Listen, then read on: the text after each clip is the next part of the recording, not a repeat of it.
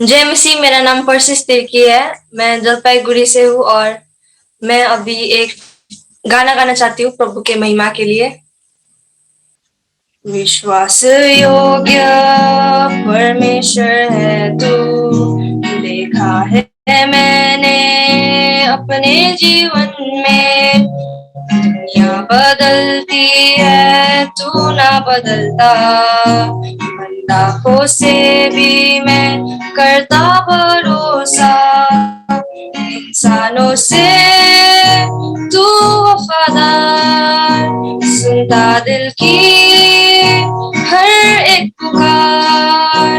बेहाली में रखता तू ध्यान, हालातों से तू शक्तिमान। जब तू मिला मिली रिहाई, दम तोड़े हर कठिनाई। संग चले जैसे परछाई, जीते तू मेरी लड़ाई। रोशनी बन के जीवन में आया, मेरी गुलामी से मुझको छुड़ाया। तोड़ा हर बंधन बेटा बनाया, अपना हर वादा तूने निभाया। इंसानों से तू वफादार, सुनता दिल की हर एक पुकार। बेहाली में रखता तू ध्यान, हालातों से तू शक्तिमान। जब तू मिला मिली रिहाई, दम तोड़े हर कठिनाई। संग चले जैसे परछाई, जीते तू मेरी लड़ाई। जब तू मिला मिली रिहाई, दम तोड़े हर कठिनाई। संग चले जैसे परछाई, जीते तू मेरी लड़ाई।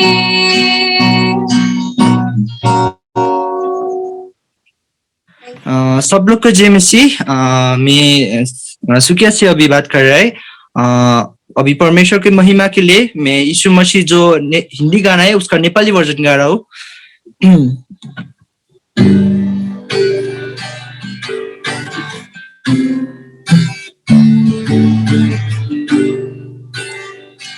यीशु मसीह तपाईं जस्तै छैन कोही, आकाश उच्च तपाईंको अघि, र महिमाका उछन् जमिन। यीशु मसीह तपाईं जस्तै छैन कोही, आकाश उच्च तपाईंको अघि, र महिमाका उछन् जमिन। हामी गाउँछन्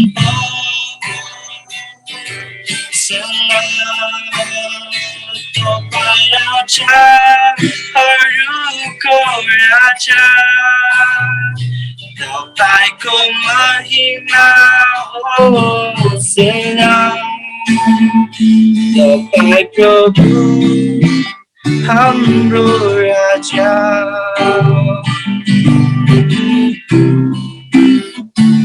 प्यारो पिता हामीलाई धेरै प्रेम गर्नुभयो। बाबा छुट्याउनलाई पुत्र पनि दिनुभयो। प्यारो पिता हामीलाई धेरै प्रेम गर्नुभयो। Baca sudah nolai Afnu putra paninmu Amikam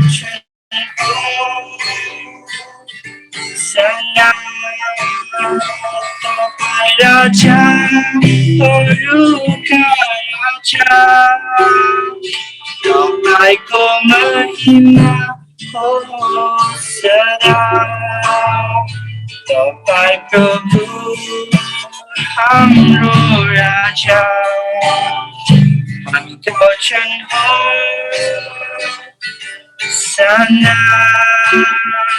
Tapai Raja Ruka Raja Tapai ko mahima ho sadar Tapai Prabhu Hamro Raja. Thank you सबैजनालाई. ठीक है सबको जय मसीह। जय मसीह। मैं एक हिंदी गाना गाऊंगी।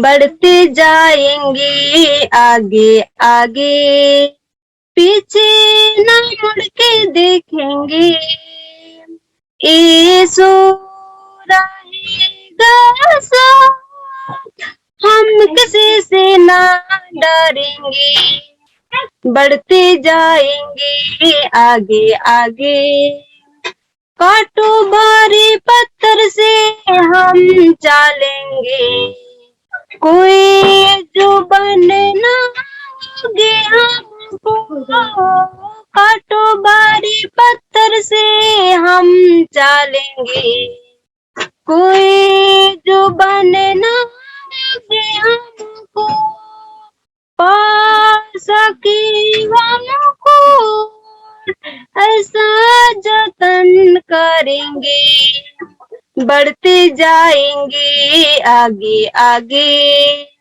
पीछे न मुड़ के देखेंगे यीशु रहेगा साथ हम किसी से ना डरेंगे बढ़ते जाएंगे आगे आगे चाहे अंधेरा और तूफान हिम्मत से आगे हम बढ़ेंगे चाहे अंधेरा और तूफान हिम्मत से आगे हम बढ़ेंगे लेके सहारा यीशु का मंजिल पर पहुंचेंगे बढ़ते जाएंगे आगे आगे पीछे ना मुड़ के देखेंगे यीशु रहेगा साथ हम किसी से ना डरेंगे बढ़ते जाएंगे आगे आगे गाते बजाते उठते बैठते केवल प्रभु जी तेरे महिमा करेंगे गाते बजाते उठते बैठते केवल प्रभु जी तेरे महिमा करेंगे जीवित वचन को तेरे हरदम प्रचार करेंगे बढ़ते जाएंगे आगे आगे पीछे ना मुड़ के देखेंगे यीशु रहेगा साथ हम किसी से ना डरेंगे बढ़ते जाएंगे आगे आगे thank you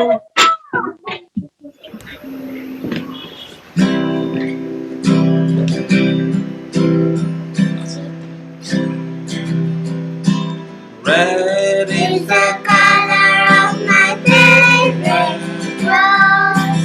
Green is the color of the lasted rose. Yellow is the color of the sun that shines when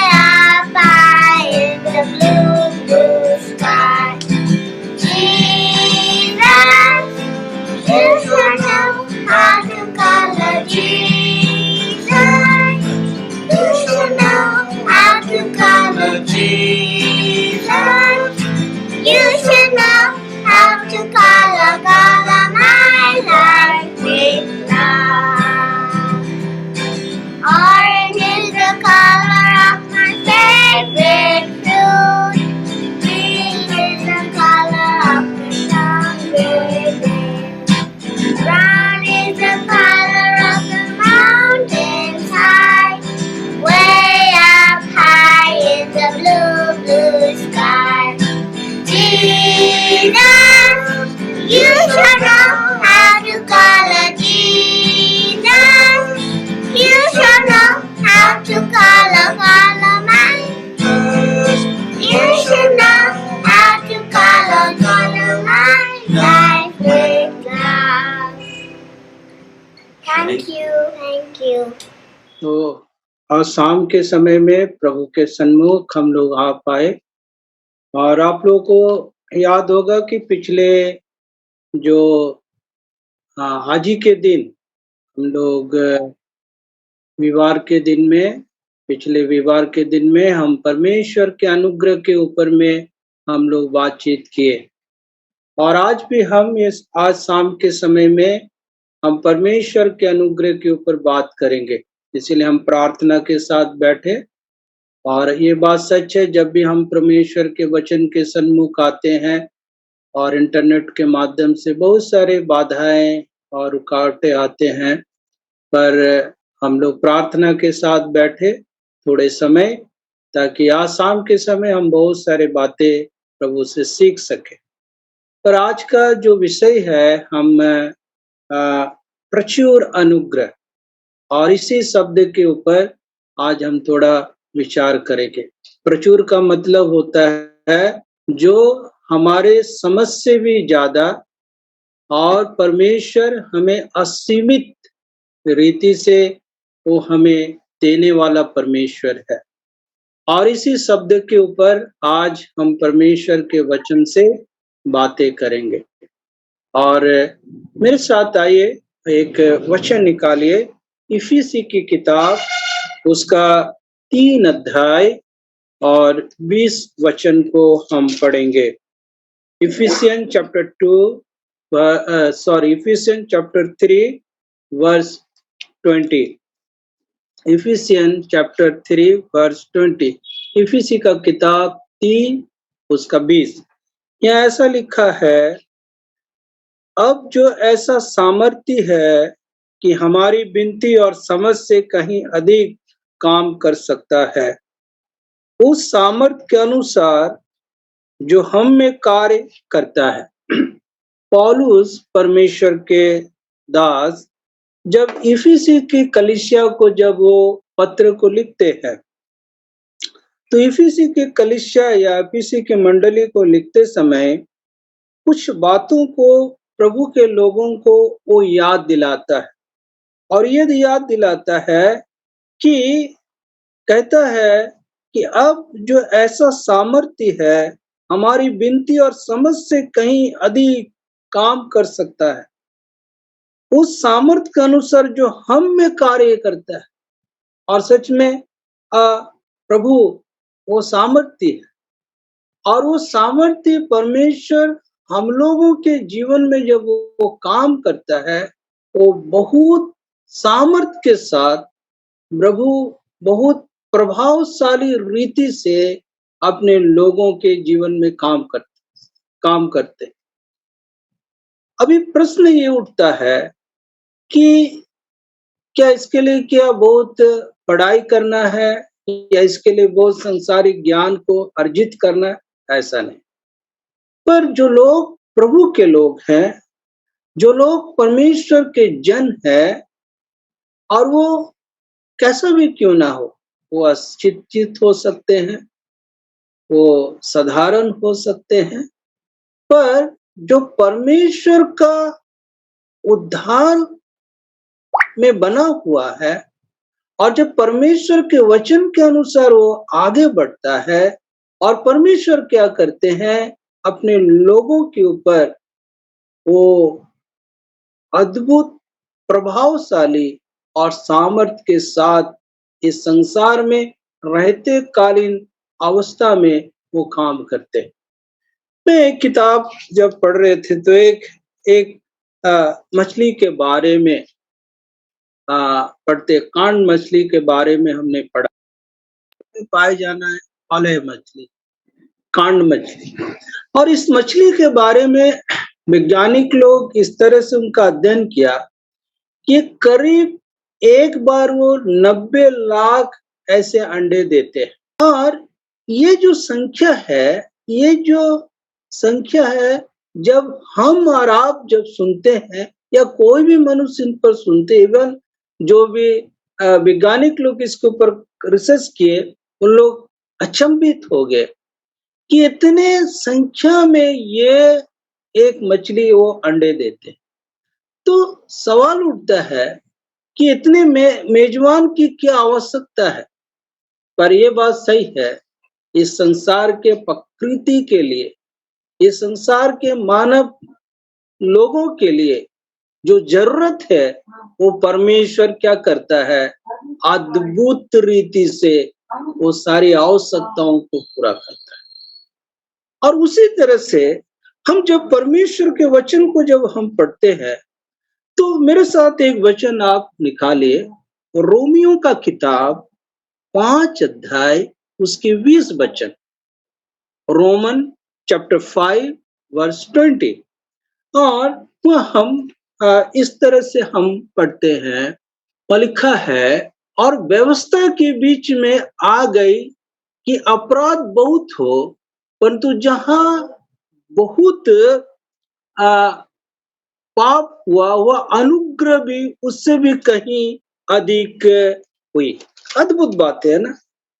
लिखता है यदि अपराध बहुत हुआ है तो परमेश्वर का अनुग्रह भी असीमित रीति से हुआ। मैं इसी किताब का मैं 19 वचन को भी पढ़ूंगा और मैं 21 वचन को भी पढ़ूं। देखिए 19 वचन में क्या लिखा, क्योंकि जैसा एक मनुष्य के आज्ञा ना मानने से बहुत लोग पापी ठहरे, वैसे ही एक मनुष्य के आज्ञा मानने से बहुत लोग धर्मी भी ठहरे। यानी एक मनुष्य आदम के आज्ञा ना मानने के कारण हम पापी ठहरे, पर हमारा प्रभु यीशु मसीह वो परमेश्वर पिता के आज्ञा का पालन करने से, आज्ञाकारी होने से हम और आप क्या हो गए, धर्मी बने। फिर 21 वचन में इस तरह से हम पढ़ते हैं, जैसे पाप ने मृत्यु को फैलाते हुए राज किया, वैसे ही प्रभु यीशु मसीह के द्वारा अनुग्रह भी अनंत जीवन के लिए धर्मी ठहराते हुए राज।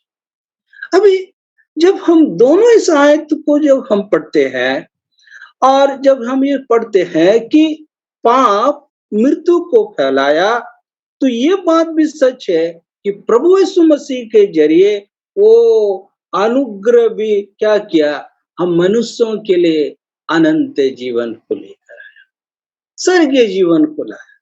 और इसीलिए वो व्यवस्था के बारे में जब 20 आयत में जो पढ़ते हैं, व्यवस्था से कोई धर्मी नहीं बने, और व्यवस्था के जरिए भी पाप का छुटकारा भी उन दिनों में बहुत असंभव था, लोग इनके पीछे लगे हुए थे।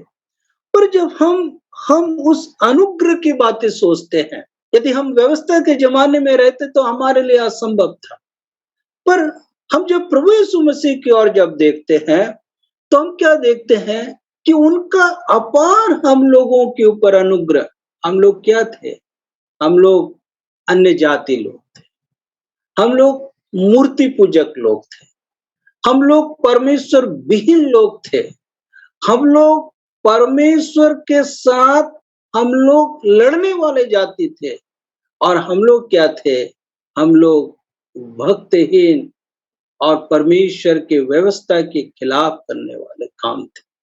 पर जब हम 20 वचन में पढ़ते हैं कि क्या है, उन्होंने क्या किया, वो अनुग्रह बहुताई के कारण क्या है, आज हम क्या है, अनुग्रह के कारण हम बचाए लिए गए।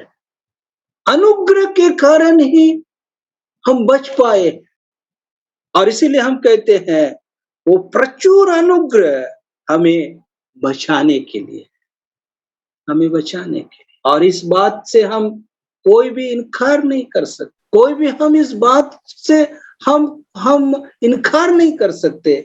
पर इसी एक ही बात से हम ये कह सकते हैं कि आज यदि हम उस प्रभु के मार्ग में हैं, यदि प्रभु के लिए खड़े हैं, तो उसका प्रचुर अनुग्रह के कारण हम बचाए गए। दूसरी बात देखते, मेरे साथ निकालिए यशायाह नबी का किताब 55 उसका 7। यशायाह नबी का किताब 55 और उसका 7 वचन। और उस 7 वचन का मैं सिर्फ अंतिम शब्द को हम पढ़ेंगे। वहां लिखा है, वह हमारे परमेश्वर की ओर फिरे, वो पूरी रीति से उसको क्षमा करेगा। अभी देखिए, क्या अवश्य कि यशायाह नबी उन दिनों में उन लोगों को इन बातों को कह रहे थे, पर यह एक चीज लिखा है, यदि वो पूरी रीति से उनकी ओर लौटे, तो क्या है कि परमेश्वर क्या करता है, उनको पूरी रीति से उनको क्षमा भी करता है, क्षमा भी करता है। इसलिए कहता है कि जो कोई उस पर विश्वास करे, जो कोई इस क्रूस की बलिदान की ओर देखे, प्रभु उनको क्षमा करता और पूरी रीति से क्षमा करते। जब हम यूहन्ना रचित सुसमाचार 8 अध्याय को जब पढ़ते, और इस्राएली लोग वो एक व्यभिचारी को पकड़ा, और वहां हम क्या पढ़ते हैं कि उन्होंने प्रभु यीशु मसीह के पास लाया, और उन्होंने सबके हाथों में पत्थर थे। प्रभु यीशु मसीह ने उनसे कहा, जो तुम्हारे बीच में निर्दोष है वही पहला पत्थर मारे। पर मैं उस बात के ऊपर ध्यान केंद्रित करना चाहता हूं। आप मेरे साथ निकालिए यूहन्ना रचित सुसमाचार उसका 8 अध्याय, और वह देखिए, जो शब्द में आप लोगों के साथ बांटना चाहता हूं वो इस तरह से है। वहां लिखा है, क्या लिखता है प्रभु यीशु मसीह, क्या कहते, क्या किसी ने तुझे दंड की आज्ञा ना दी? वो 10 का अंतिम में लिखा है, किसी ने तुझे दंड की आज्ञा ना दी? यीशु ने कहा 11 वचन में, मैं भी तुझे दंड की आज्ञा नहीं देता। प्रभु का ये अधिकार था, 100% अधिकार प्रभु यीशु मसीह का था दंड देने का। पर प्रभु कहता है, मैं भी तुझे दंड नहीं देता, मैं भी तुझे क्या है पूरी रीति से मैं क्या करूं, मैं तुझको क्षमा करता। और सच में यही बातों से हम लोगों का मन प्रभु के प्रति भर जाता है। प्रभु ने कोई भी काम उन्होंने किया, या उन्होंने किसी को भी स्वस्थ किया, अंधे हो लंगड़े हो, पूरी रीति से तुरंत प्रभु ने उस कार्य को उन्होंने पूरी रीति से किया। और क्षमा की बातें जब आए, उन्होंने पूरी रीति से हमें क्या किया है, हमें पापों से क्षमा दिया है, हमें उस श्राप के दंड से हमें छुटकारा दिया है, हमें उस नरक के दंड से उसने छुटकारा दिया है। तीसरी बातें हम विचार करते। तीसरी बात देखिए, मेरे साथ निकालिए भजन संगीता 36 उसका 8, Psalm 36 वर्स 8, भजन 36 और उसका 8। यहाँ इस तरह से लिखा है परमेश्वर वचन, ऐसा वहां लिखा है और हम उसे पढ़ते हैं।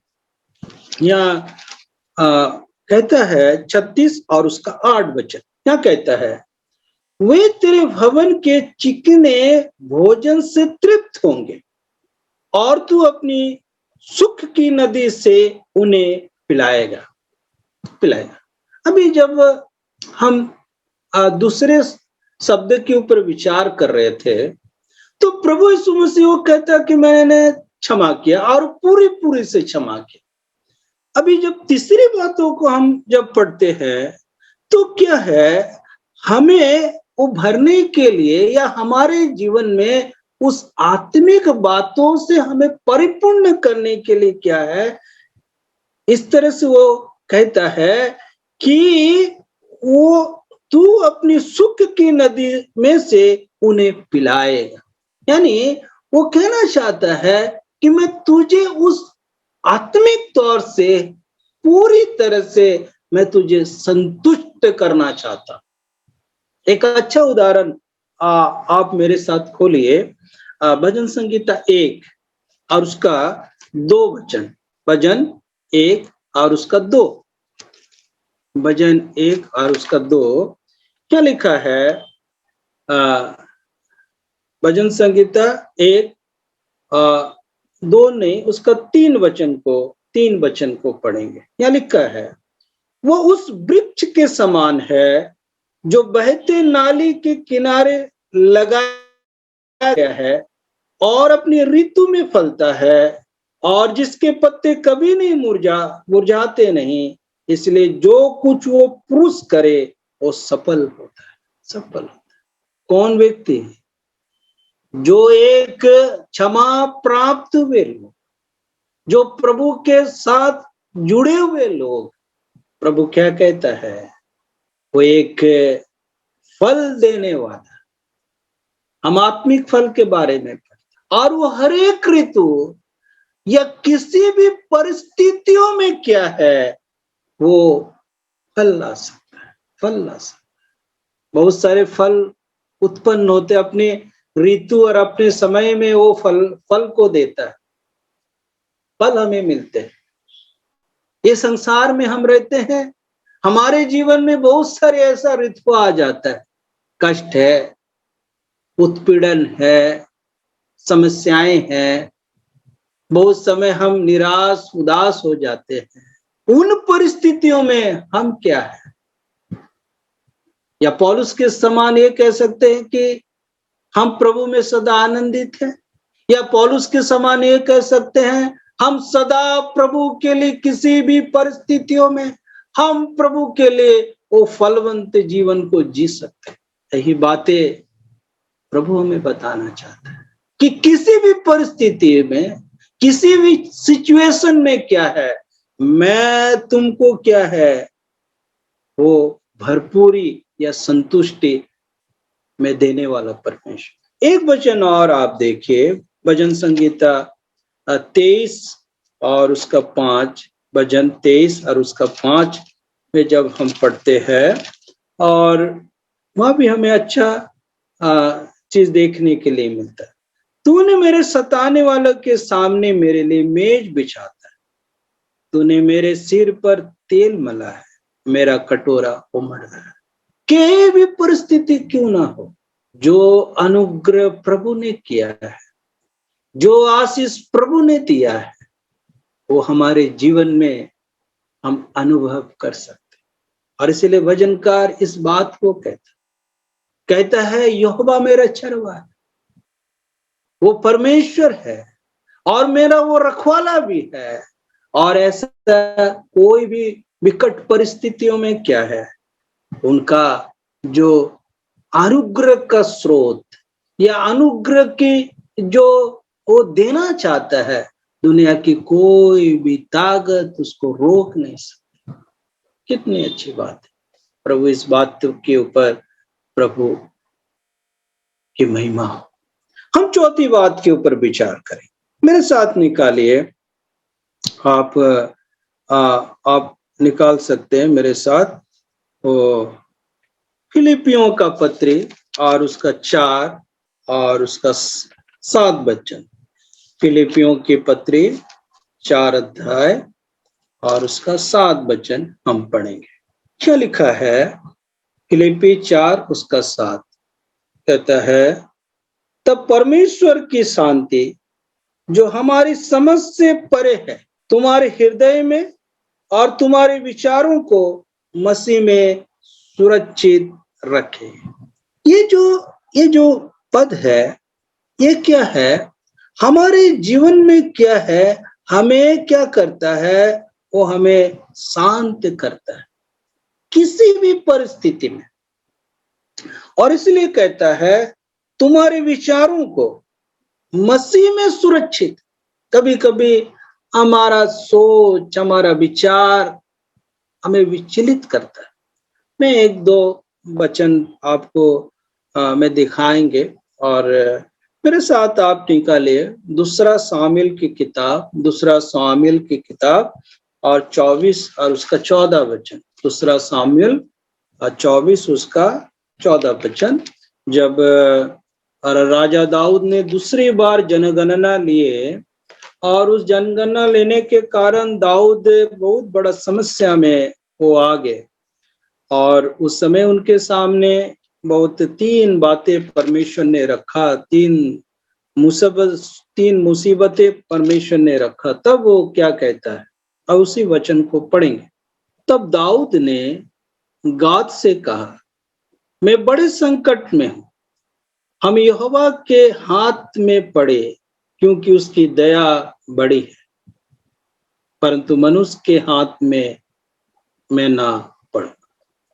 जब इस वचन को जब हम पढ़ते हैं 12 वचन में क्या लिखा है, या हम 13 वचन में पढ़ते, तब गाद ने दाऊद के पास जाकर इसका समाचार दिया। उससे पूछा, क्या तेरे देश में 7 वर्ष का अकाल पड़े या 3 महीने तक तेरे शत्रु तेरा पीछा करते रहे और तुझसे भागते रहे, या तेरे देश में 3 दिन तक मरी फैले। अब सोच और विचार कर कि मैं अपने भेजने वाले को क्या उत्तर दूं। ना 3 बातें प्रभु ने रखा। एक तो परमेश्वर कहता है, क्या उस लोगों को तेरे हाथ में डालूं कि तू ऐसा ही भागते फिरते रहे, या क्या करे कि उस मुसीबत को लाऊं। और हम क्या पढ़ते हैं कि दाऊद इस तरह से वो कहता है, मैं बड़े संकट में हूं, हम यहोवा के हाथ में पड़े क्योंकि यदि उसकी दया बड़ी है परंतु मनुष्य के हाथ में ना पड़े। तो ये कहना चाह रहे हैं कि ऐसे परिस्थितियों में बहुत समय हम विचलित हो जाते, बहुत समय हम परेशान हो जाते हैं। और प्रभु क्या है, ऐसे परिस्थितियों में हमारे मनों को वो शांत करने वाला परमेश्वर। जब आप पढ़ेंगे कि जब हम जब हम पढ़ते हैं कि पौलुस के जीवन में भी काफी समय परेशानी आया, या हम कह सकते हैं जब हम पिछले सप्ताह में भी बाइबल स्टडी में देख रहे थे और वो प्रेरितों के काम 27 अध्याय, वो एक पानी जहाज के सफर में काफी कठिन परिस्थितियों में नाव पूरी तरह से उस तूफान के कारण वो आगे नहीं बढ़ रहे थे। 276 लोग हैं, भोजन की सामग्री नहीं है, लोगों का परेशानियां हैं। पर हम उस परिस्थिति में पौलुस को क्या देखते, एक व्यक्ति वो क्या कहता है, परमेश्वर मेरे साथ है, किसी के भी एक भी प्राणी के प्राण नष्ट नहीं, सिर का एक बाल भी नहीं गिरेंगे। ऐसी परिस्थितियों में, कठिन से कठिन विकट परिस्थितियों में भी प्रभु क्या करता है, वो प्रचुर रीति से अपने अनुग्रह के साथ हमें शांति वो देने वाला। बहुत समय कभी कभी प्रभु के लोग के घर में अचानक ऐसे बीमारियां आ जाती, ऐसे समस्या आ जाते को उन बातों को हम लोग सोचे भी नहीं, विचार भी नहीं कर। पर उन परिस्थितियों में भी ये हम कह सकते हैं कि प्रभु हमें शांत वातावरण के साथ सारे बातों को चुपचाप सहन करने के लिए शक्ति देते। उनके लिए अय्यूब एक अच्छा नमूना है। और हम 5वीं बात के ऊपर थोड़ा विचार करेंगे। 5वीं बात, मेरे साथ यूहन्ना रचित सुसमाचार उसका 10 अध्याय को खोलिए, यूहन्ना का सुसमाचार और उसका 10 हम पढ़ेंगे। और यह एक बातें जब हम पढ़ते हैं लिखा है, और मैं नीचे का शब्द को पढ़ूंगा। मैं इसलिए आया कि वे जीवन पाए और बहुतायत से। अभी प्रभु यीशु मसीह इस बात को कहता है, मैं इसलिए आया कि वो जीवन पाए और बहुतायत से पाए, बहुतायत से पाए। और ये कह सकते हैं कि प्रभु जो जीवन देता है, एक सुरक्षित जीवन, एक बहुत ही अच्छा वो जीवन देता है।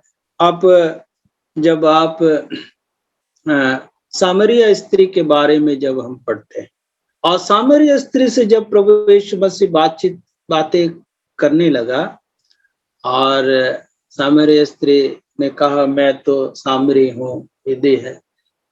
और प्रभु यीशु मसीह ने उनसे कहा, यदि तुम मुझसे मांगती तो मैं तुम्हें जीवन का जल देता। और उसके जीवन की सारी जो पिछले घटनाओं को उन्होंने बताया, इससे वो बहुत प्रभावित हुए।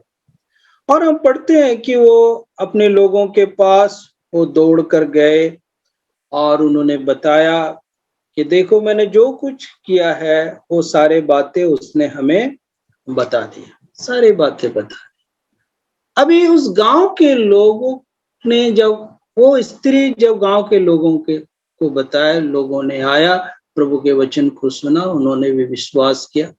मैं ये कहना चाहता हूं, एक ऐसा स्त्री जिसने अपने जीवन में कितने पुरुष का पत्नी बन चुकी, या उस स्त्री का अपने लोगों के बीच में कोई एक अच्छा जीवन नहीं था, पर जब थोड़े समय प्रभु के साथ उनका बातचीत हुआ, प्रभु के साथ उन दोनों का बातों का आदान प्रदान हुआ, अब इस थोड़े से परिस्थितियों में, थोड़े से समयों में क्या है, अद्भुत एक परिवर्तन, अद्भुत एक जीवन ये स्त्री के जीवन में हम देख पाते हैं। और इसीलिए मैंने इस बात को कहा कि इस स्त्री के जीवन को प्रभु ने क्या क्या सुसज्जित कर दिया, उनको आत्मिक तौर से एक जीवन को उन्होंने सजा दिया।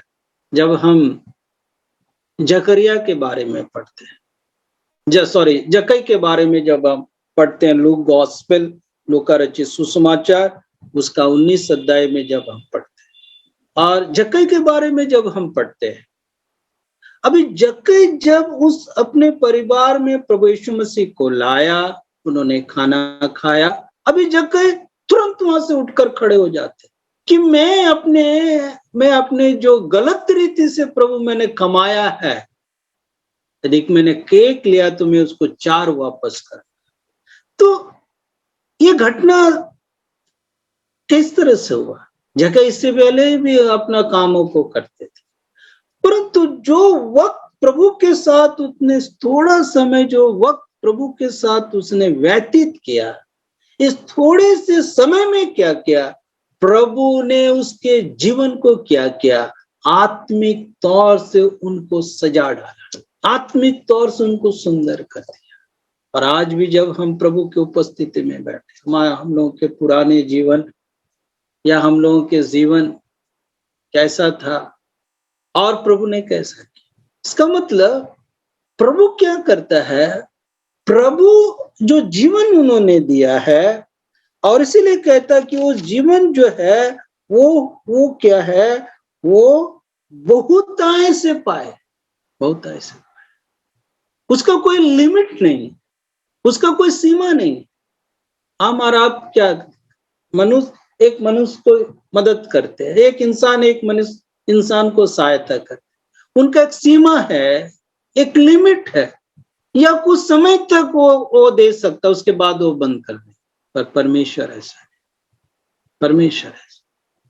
इसीलिए जब आप बाइबल के प्रभु के लोगों का जीवन को खंगाल के देखें, शुरुआत और अंतिम, जितने जन प्रभु के साथ विश्वास योग्यता के साथ जीवन को जोड़ा, अंत में क्या देखते हैं, अब राजाओं की किताब को जब पढ़ेंगे, राजा दाऊद के बारे में हम पढ़ते हैं कि ये राजा दाऊद की तरह उसने कहा। ये राजा के किताबों में पढ़ते हैं, इन्होंने राजा दाऊद की तरह कहा। क्यों उस बात को? क्योंकि राजा दाऊद ने वो उस कष्ट से प्रभु को पाया। अरे ही राजा दाऊद कहता है, मैंने प्रभु के उस मंदिर के लिए मैंने जो सामग्रियों को इकट्ठा किया, बहुत कष्ट के साथ, बहुत दुख के साथ मैं अनगिनत सामानों को इकट्ठा किया। और वो वही व्यक्ति कह सकता है जो बहुतायत से प्रभु का अनुग्रह को अनुभव करते, एक उमड़ता हुआ जीवन वो प्रभु दे देता है।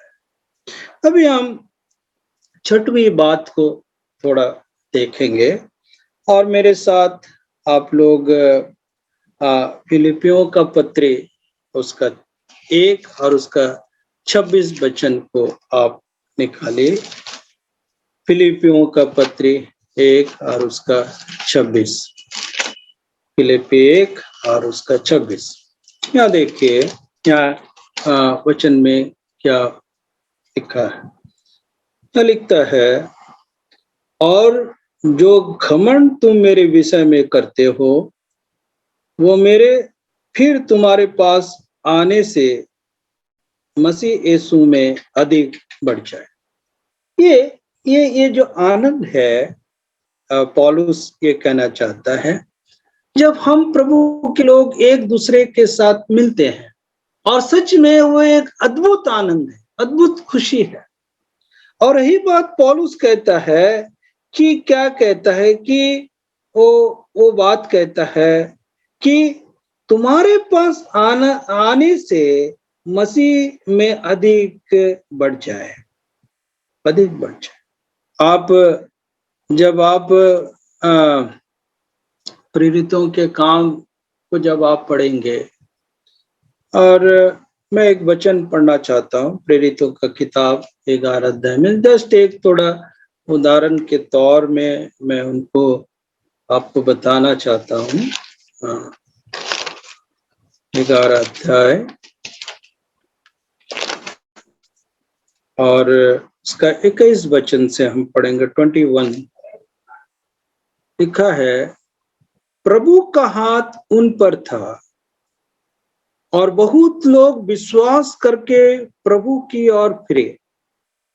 जब उसकी चर्चा यरूशलेम की कलीसिया के सुनने में आई तो उन्होंने बरनबास को जो अन्ताकिया में भेजा, वह वहां पहुंचकर और प्रभु के अनुग्रह को देखकर आनंदित हुआ और सबको उपदेश दिया और तन मन लगाकर प्रभु में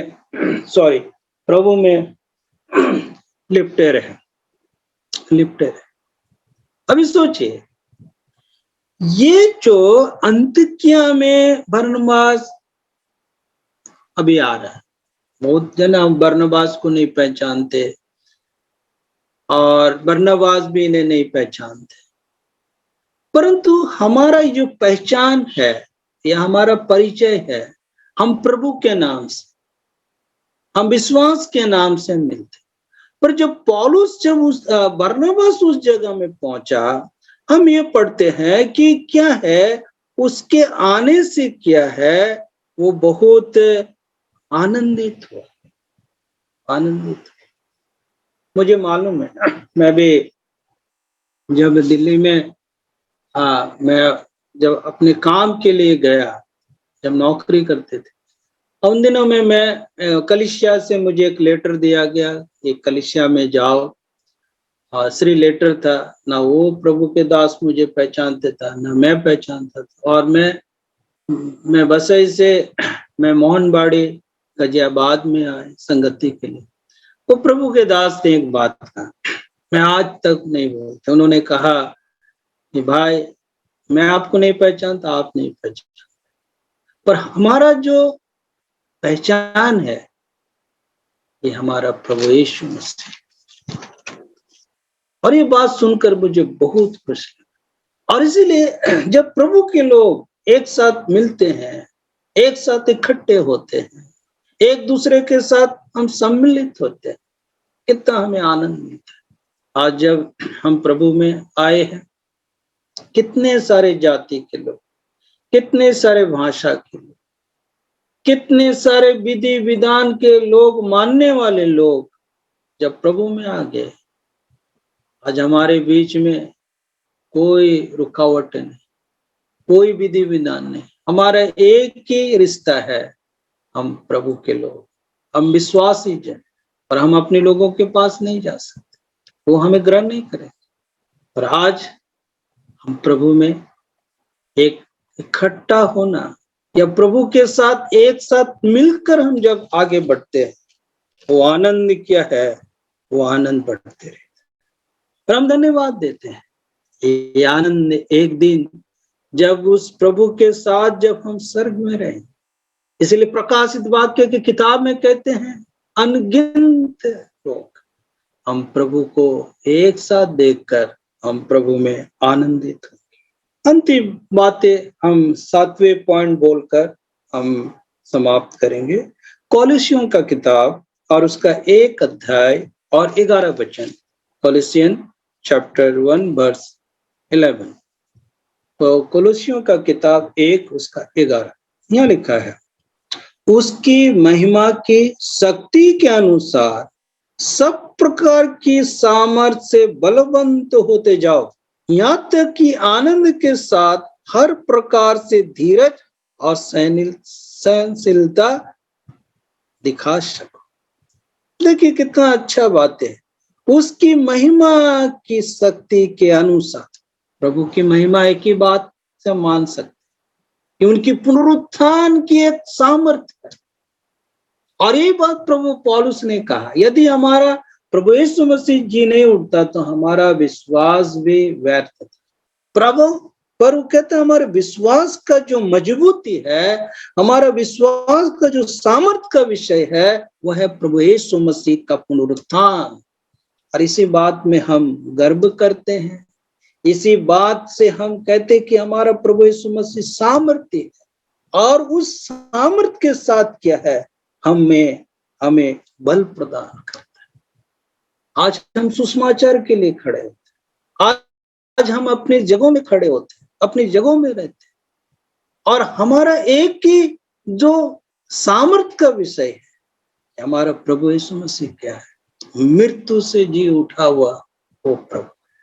कितना हमारे पास संसार के जैसे हम लाठी डंडा तलवार लेकर नहीं होते, पर एक पुनरुत्थान की है। इसलिए जब कोरिन्थी की किताब को जब आप पढ़ें, जो पुनरुत्थान की बातें लिखा है, और उन बातों को जब हम पढ़ते हैं, हमारा विश्वास की जो सामर्थ्य का विषय है, हमें और क्या करता है, हमें और बलवंत बना। आज संसार हमें भयभीत करता है, संसार हमें डराते हैं, संसार कहता है तुम चुप बैठो। पर एक वचन हम यदि नहीं पढ़े तो लगता अधूरा हो रहा है। मैं एक वचन पढ़ना चाहता हूँ, प्रेरितों का काम और उसका 4 अध्याय, प्रेरितों का काम उसका 4 अध्याय, और उसमें से एक वचन हम उत्साह के लिए पढ़ेंगे और हम लोगों को उत्साहित करेंगे।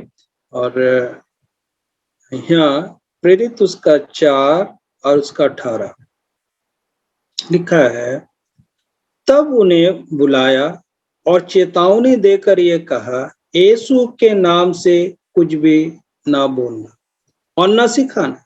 परंतु पतरस और यूहन्ना ने उसको उत्तर दिया, तुम ही न्याय करो, क्या यह परमेश्वर के निकट भला है कि हम परमेश्वर की बात से बढ़कर तुम्हारी बातें माने?